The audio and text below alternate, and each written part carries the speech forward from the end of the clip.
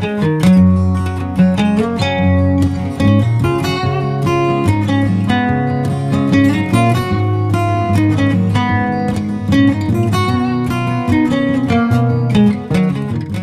today's Daily Dose, I'm going to read a scripture from Mark that reflects kind of a cry out to Jesus that I think I have felt deep in my soul a number of times.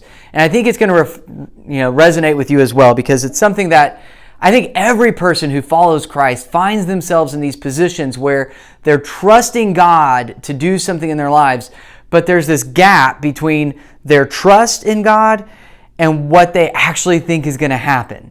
And so listen to these words in Mark chapter 9, starting in verse 17. A man in the crowd answered, "Teacher, I brought you my son who is possessed by a spirit who has robbed him of speech. Whenever it seizes him, it throws him to the ground. He foams at the mouth, gnashes his teeth, and becomes rigid.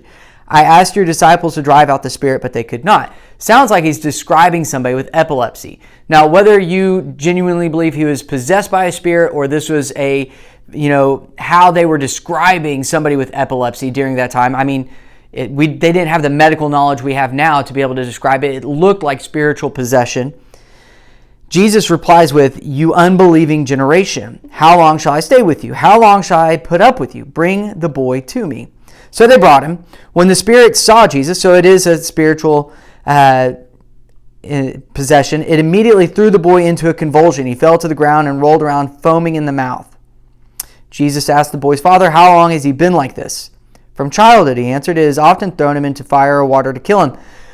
But if you can do anything, take pity on us and help us." Now, Jesus' response to him right here, it seems like if you don't know the tone or the context, it seems like it could come across as very harsh.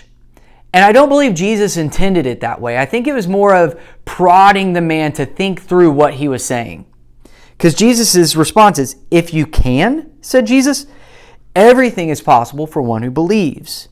Immediately the boy's father exclaimed, "I do believe, help me overcome my unbelief." When Jesus saw that a crowd was running to the scene, he rebuked the impure spirit. "You deaf and mute spirit," he said, "I command you, come out of him and never enter him again." The spirit shrieked, convulsed violently, and came out. I'm going to stop there because I want to focus on the prayer. And it may not seem like a prayer, but it's one that I have said multiple times. I believe, help me overcome my unbelief.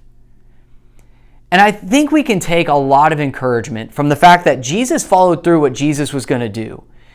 And I believe that those are the things that Jesus does to help us overcome our unbelief. We come to Jesus with a problem, with a scenario that is bigger than what we can handle ourselves. And we look to Jesus and we say, "Jesus, we know that you are capable of taking care of this."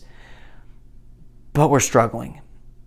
We've experienced things in our past that maybe didn't go the way we expected them to. And so we think that maybe there's something about this that you're not going to overcome.